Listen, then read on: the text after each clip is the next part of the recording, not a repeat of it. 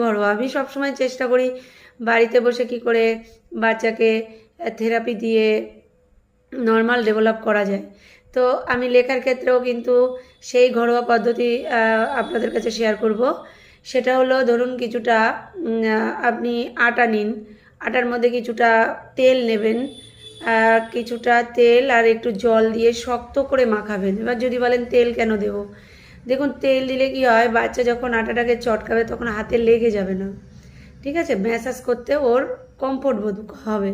যদি শুধু জল দিয়ে করেন তাহলে কিন্তু হাতে লেগে যাবে, বাচ্চা ওটা দেখলে রেগে যাবে।